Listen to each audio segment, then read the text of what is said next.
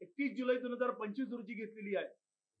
गेली 17 वर्ष आम्ही प्राण कंठाशी आणून त्या दिवसाची वाट बघत होतो। तो दिवस म्हणजे 31 जुलै 2025। सन्माननीय विशेष एनआय न्यायालयाने आमच्या निर्दोषत्वावरती शिक्कामोर्तब केला। आमचं ठाम म्हणणं आहे की हिंदुत्व की विजय सुनिश्चित है। हम हर बार जीतेंगे, बार बार जीतेंगे, क्योंकि हम धर्म के साथ है। यत्तो धर्म ततो विजय। गेल्या 17 वर्षाचा हा जो काही आमच्यावरती बहुसंख्यक हिंदू समाजाची एक सर्वसामान्य परिवारातील सामाजिक आणि धार्मिक कर्तव्य भावनेने योगदान देणारे आम्ही याचे यावत पहिल्या दिवसापासून आम्ही निर्दोष होतो। हे तत्कालीन गव्हर्नमेंटला माहिती होतं, तपास यंत्रणांना माहिती होतं। तीळ मात्र संबंध त्या मालेगाव आणि मालेगावच्या त्या दुर्दैवी घटनेशी आमचा नव्हता। पहिल्या दिवसापासून आम्ही सन्माननीय विशेष न्यायालयावरती विश्वास ठेवून इच एंड एव्हरी डेटला गेलो, एक क्षण उशिरा गेलो नाही आम्ही कधी वकील केला। त्या सगळ्या तपास यंत्रणांना आम्ही स्वेच्छेने सहकार्य केलं। सर्व आरोपींच्या narco test, brain mapping test आणि पॉलिग्राफ टेस्टला आम्ही ना हरकत दिली। दुर्दैवाने ते सगळे अभिलेख सन्माननीय न्यायालयामध्ये दाखल केलेच नाहीत। जे सत्य 2008 मध्ये तत्कालीन गव्हर्नमेंटला माहिती होतं ते 31 जुलै 2025 ला याचे या जगाला कळलं। या 17 वर्षामध्ये ज्यांनी गलिच्छ राजकारण केलं, बहुसंख्यक हिंदू समाजाचा गैरफायदा घेऊन विश्वासघात केला, या पवित्र भरतभूमीवरती कधीही कुठल्या आक्रमणकार्यांनी आणि नाही इंग्रजांनी इथल्या क्रांतिकारकांना, इथल्या देशभक्तांना, सामाजिक जीवन जगणाऱ्यांना, कुटुंब वत्सल अशा त्या धर्मपरायण हिंदूंना आतंकवाद आणि दहशतवाद म्हटलं नाही। आम्हा भारतीयांचा जो काही प्राण आहे, पवित्र सनातन हिंदू धर्म आणि आमच्या आस्थेचं आणि विश्वपटलावरचं आमच्या अस्मितेचं जे प्रतीक आहे ते म्हणजे परम पवित्र भगवा, याला विश्वपटलावरती बदनाम करण्याचा दुस्साहस फक्त आणि फक्त ते गलिच्छ मुस्लिम तुष्टीकरणाच्या राजनीतीसाठी 2009चं लोकसभेचं इलेक्शन डोळ्यासमोर ठेवून तत्कालीन युपीए गव्हर्नमेंटचं जे काही तथाकथित नेतृत्व होतं राज्यातलं आणि केंद्रातलं, त्यांनी केलं। त्याच्यामध्ये प्रमुख शरद पवार असतील, दिग्विजय सिंग, सोनिया गांधी, राहुल गांधी, सुशील कुमार शिंदे, शिवराज पाटील, चिदंबरम यांनी आमच्या पवित्र सनातन धर्माला बदनाम करण्याचा दुस्साहस केलं।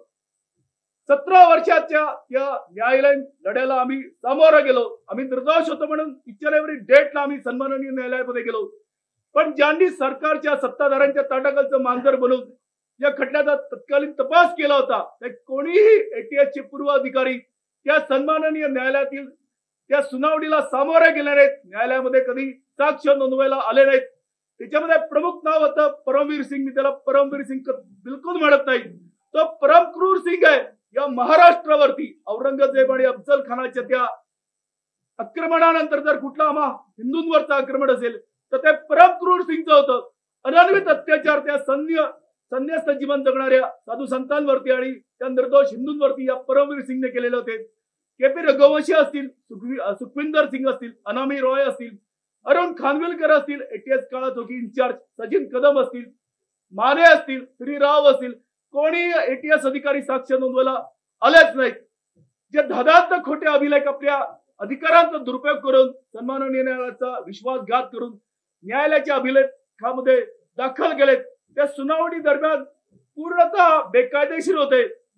प्रचंड तो अधिकारांचा दुरुपयोग करून आणि विश्वासघात करून सन्माननीय विशेष न्यायालयाच्या सुनावणीमध्ये ते काही सिद्ध झालं नाही। आरोपी क्रमांक आज सन्माननीय विशेष एनआय न्यायालयाच्या त्या वेबसाईट वरती, संकेतस्थळावरती या आदेशाची प्रत उपलब्ध आहे।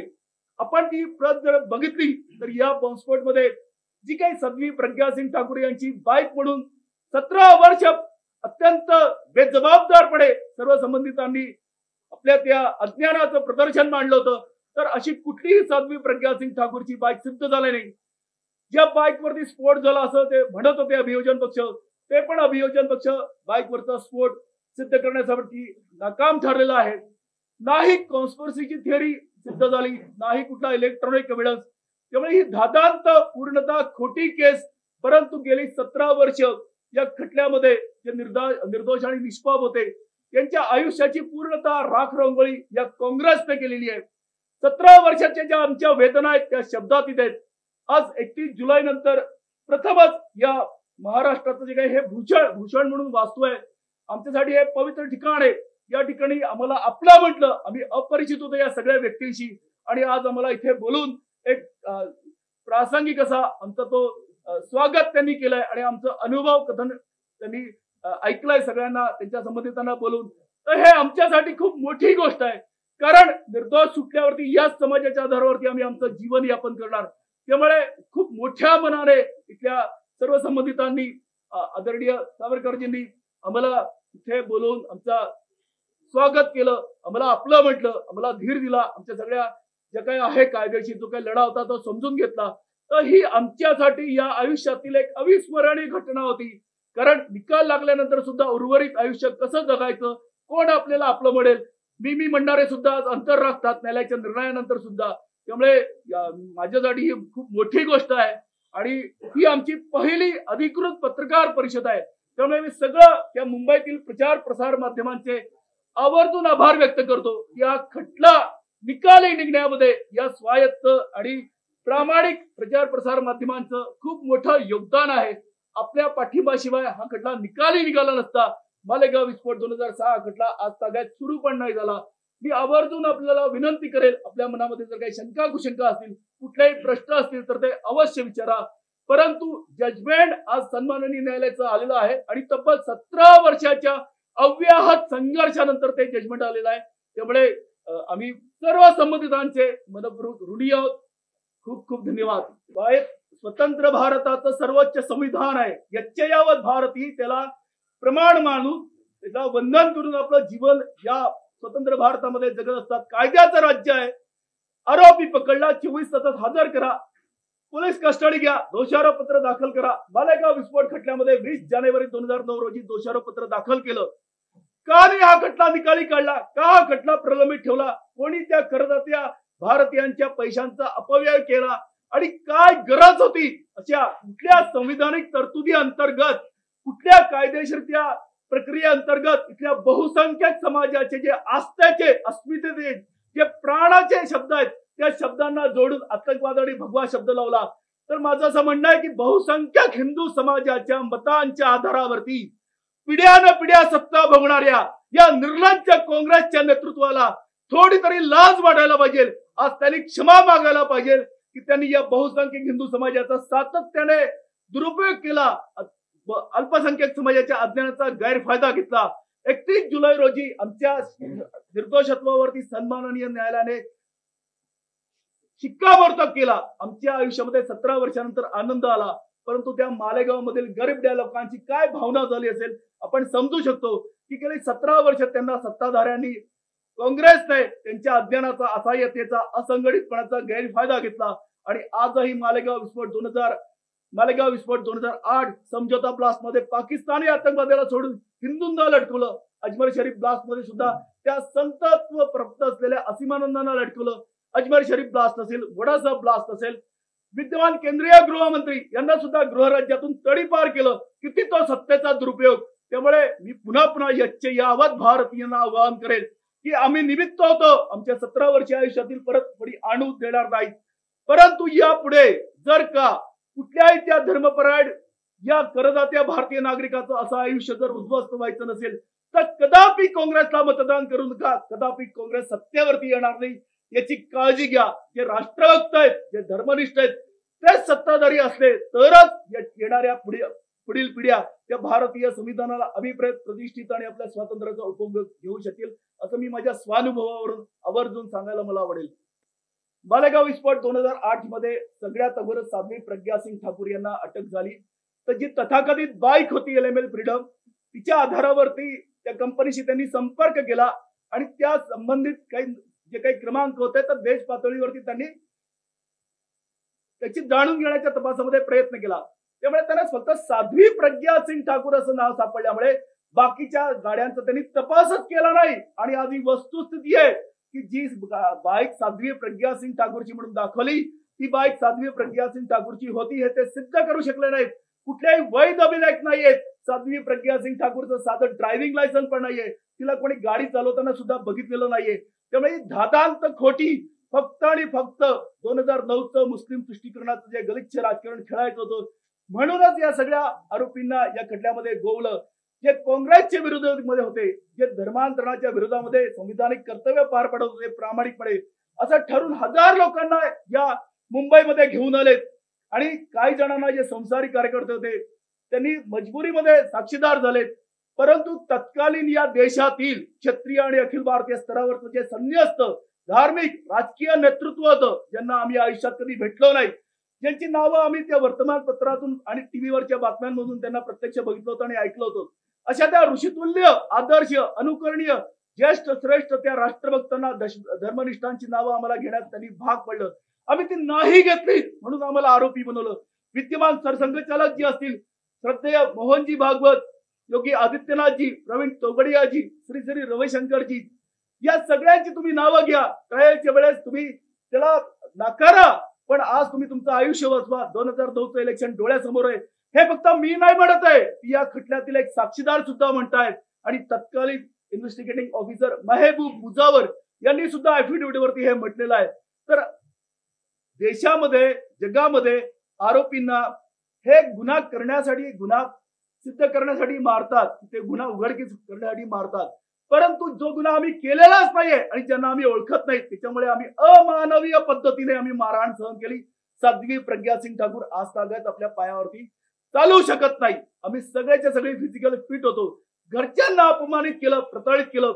आम्ही ज्या जातीचं समर्थन करत नाही त्या जातीवरून सुद्धा आम्हाला अश्लाघ्य पद्धतीने शिवीगाळ केली. तर हा कुठला तपासाचा भाग होता? कोणाच्या इशाऱ्यावरती हा तपास केला? 17 वर्ष ज्यांनी हा भगवा आतंकवाद आणि हिंदू दहशतवाद याचा खोटा नॅरेटिव्ह पसरून जगाच्या पाठीवरती आमचा धर्म बदनाम केला, त्यांच्यावरती विद्यमान सरकार गुन्हे दाखल करणार का? सुशील कुमार शिंदे, शरद पवार, दिग्विजय सिंग, सोनिया गांधी, राहुल गांधी, शकील अहमद पटेल, चिदंबरम आज उत्तर देणार का? आणि आज त्या हिंदू समाजाची माफी मागणार का? 100%. कारण ही सगळीच्या सगळी आमची आराध्य एक प्रकारे जिवंत दैवत होती. आम्ही 10 वेळा मरू पण आम्ही यांची नावं नाही घेणार. नाव घ्यायची वेळ आली तर ज्याने तुला जन्म दिला त्याने चूक केली, पण आम्ही यांची नावं नाही घेणार. आमच्या या प्रामाणिकपणामुळे आम्हाला या खटल्यामध्ये गोवण्यात आलं. 1000 पानाच्या वरच्या हा आदेशाची प्रत आहे. फक्त 6 ओळी माझ्या संबंधात लिहिलेले आहेत आणि शेवटची ओळ आहे, पुराव्या अभावी आम्हाला निर्दोष नाही सोडलंय. तो ऍब्सोल्युटली नो एव्हिडन्स, कुठला पुरावाच नाहीये. तरी पण 17 वर्ष आम्ही चक्रा मारल्यात. आम्ही 10 वेळा मरायला तयार आहोत. पण तुमचं गलिच्छ राजकारण या परमपवित्र भगव्यासाठी शेकडो क्रांतिकारकांनी आपलं सर्वोच्च मानवी बलिदान दिलं, त्याला बदनाम करण्याचं दुस्साहस ज्या ज्या काँग्रेसच्या नेत्यांनी केलं त्यांना तत्काळ अटक करायला पाहिजे. त्यांचं भारतीय नागरिकत्व हिरावून घ्यायला पाहिजे. संविधानिक पदांचं नेतृत्व करणारी सगळी कायद्यांबद्दल अनभिज्ञ असं कसं असू शकेल? तर कुठलीही कायदेशीर तरतूद आहे की ज्या शब्दासाठी आमचा जो प्राण आहे सनातन, आमच्या अस्तित्वाची जी अस्मितेची आणि अस्मिताचं जे प्रमाण आहे, त्याला तुम्ही फक्त क्षुद्र राजकारणासाठी, मुस्लिम तुष्टीकरणासाठी तुम्ही बदनाम करण्याचा दुस्साहस करतात. तर माझं यच्चयावत हिंदूंना आव्हान आहे की ज्यांनी या सनातन पवित्र हिंदू धर्माला बदनाम करण्याचं आणि राजकारण करण्याचं जे काही साधन म्हणून वापरलं, त्यांना एक सुद्धा आयुष्यामध्ये मत देऊ नका. शेवटच्या श्वासापर्यंत त्यांना मतदान करू नका. कारण त्यांना ही एक मात्र भाषा कळते. पृथ्वीराज चव्हाणांना मी शुभेच्छा देतो की त्यांनी पुढच्या निवडणुकीमध्ये उभं राहून दाखवावं. साध्वी प्रज्ञा सिंग ठाकूर यांनी दिग्विजय सिंग यांच्यावरती संस्कार केलेला आहे. सुशील कुमार शिंदेच्या विरोधामध्ये मी प्रचार केला 2019ला आणि त्या सोलापूरकरांना आवाहन केलं की अन्नमतदाराने सुद्धा तुमच्या येणाऱ्या पिढ्यांसाठी याला मतदान करू नका. त्यामुळे पृथ्वीराज चव्हाण आपल्या म्हणण्यावरती त्यांनी ठाम राहावं आणि निवडणूक जिंकून दाखवावी. 1947 या भारताला खंडित स्वातंत्र्य मिळालं फक्त आणि फक्त ते धर्मनिष्ठित राजकीय नेतृत्व नव्हतं, तर स्वार्थी राजकीय नेतृत्व होतं. या प्राणप्रिय भरतभूला खंडित करण्याचं पाप काँग्रेसने केलं. रेड हँड आरोपी पकडला गेला. गांधी वधानंतर काय गरज होती त्या श्रद्धेय हिंदू हृदय सम्राट स्वातंत्र्यवीर सावरकरांना त्या गुन्ह्यामध्ये गोवण्याचं? तर ते गलिच्छ राजकारण करण्याची ही जी परंपरा आहे की त्या नेतृत्वांना अटक करायची, त्यांच्यावरती बंदी आणायची आणि राजकारण करायचं. आणीबाणीचा काळ आपण बघितला असेल, त्यानंतर शिखांचं हत्याकांड बघितलं असेल. तर ही काँग्रेसची जुनी परंपरा आहे. तसंच 2009चं लोकसभेचं इलेक्शन डोळ्यासमोर ठेवून यच्चयाव त्या धार्मिक, सामाजिक आणि क्षेत्रीय स्तरावरच्या राष्ट्रभक्त धर्मनिष्ठ त्या नेतृत्वांना अटक करायची, त्या संस्था संघटनांना बॅन करायचं आणि 2009चं इलेक्शन जिंकायचं असं ते काँग्रेसचं षडयंत्र होतं. कसा चुकून तो जिवंत राहिला. त्या प्रामाणिक मुंबईतल्या पोलिसांनी त्याला जिवंत ठेवण्यामध्ये सर्वोच्च मानवी बलिदान घडलं, म्हणून एक काँग्रेसचं षडयंत्र तडीस गेलं नाही. तर फक्त आम्हाला जी आता परिचित आहेत आठवतात ती आम्ही नाव घेतली. तर असं खूप मोठं प्रचंड षडयंत्र त्यांचं होतं. काय संबंध या मालेगावशी श्रद्धेय श्री रविशंकरजींचा? काय संबंध योगी आदित्यनाथजींचा? ऑन ड्युटी कर्नल ऑफिसर स्वतंत्र भारताचा, की जो भारत सरकारसाठी काम करत होता, परंतु त्याने शरद पवारचं जे काही देशविरोधी सगळं काही राजकारण होतं त्याचं कर्तव्य भावनेने रिपोर्टिंग केलं, म्हणून त्याला सुनिश्चित केलं. तर ज्यांच्या अंगावरती भगवे वस्त्र होते ते काँग्रेसचे विरोधक होते, तर त्यांना ठरवून या गुन्ह्यामध्ये अडकवण्याचा प्रयत्न त्या सगळ्या तत्कालीन सरकारने आणि त्यांच्या तटाखालचं मांजर बनून तथाकथित त्या कायद्याच्या रक्षणकर्त्यांनी केलं. आणि आज हे सत्य फक्त या खटल्यामध्ये अधोरेखित नाही झालं, तर ते समझोता ब्लास्ट असेल, मक्का मस्जिद ब्लास्ट असेल, अजमेर शरीफ ब्लास्ट असेल, मोडासा ब्लास्ट असेल, याच खटल्यातील एक आरोपी होता दिलीप पाटीदार, इंदोरवरून त्याला उचलून आणलं आणि त्यांचं आजपर्यंत त्याची डेड बॉडी सुद्धा मिळाली नाही. तर हे कुठली कायद्याच्या राज्यातली कायद्याच्या रक्षकांची कुठली कृती आहे हे आजतागत आम्हाला कळलं नाही. माझ्यासोबत हे बसलेले आहेत एक अत्यंत प्रतिष्ठित इंदोर मधले हे व्यापारी आहेत. संध्याकाळी आपल्या गल्ल्यावरती जातात हिशोब घ्यायला आणि यांना 5.5 वर्ष स्वतंत्र भारतामध्ये मस्तकी आतंकवादाचा कलंक लागून जगावं लागलं. याचा सक्का मोठा भाऊ जेव्हा इथे सन्माननीय विशेष न्यायालयामध्ये मुंबई मध्ये आला इंदोरवरून, तेव्हा हा सगळा गंभीर प्रकार बघून आणि कल्पनातीत असं ते सगळं वास्तव बघून त्यांना हृदयविकाराचा झटका आला आणि ऑन द स्पॉट ते न्यायालयामध्ये त्यांना दुर्दैवी मृत्यू आला. तर हे जे या परिवारातील सगळ्या आरोपींच्या सोसलंय हे शब्दामध्ये सांगणं कठीण आहे आणि याला जबाबदार कोण हे आजतागत आमच्यासाठी सुद्धा अनभिज्ञ आहेत. स्वतः सांगतील की हे काय करत होते आणि काय अडकवलं म्हणून. आमचीच बाजू फक्त आपण ऐकून नका घेऊ. या सगळ्या संबंधित आरोपींचे प्रत्येकाची ती इलिगल त्यांच्यासोबत केलेली कारवाई ते पण आपण समजून घेऊया. मैं विनती करूंगा आदरणीय श्याम जी से कि आप अपना पूरा का पूरा कथन कहिएगा कि कितना इनजस्टिस आप और आपके परिवार के साथ किया और आपने क्या खोया करके. मालेगाव विस्फोट या खटल्यामध्ये एकूण 16 आरोपी चार्जशीटेड होते. 14 आरोपींना अटक झाली होती. 12 आरोपी एटीएस ने अटक केली होती आणि 2 आरोपींना एनआय ने अटक केली होती.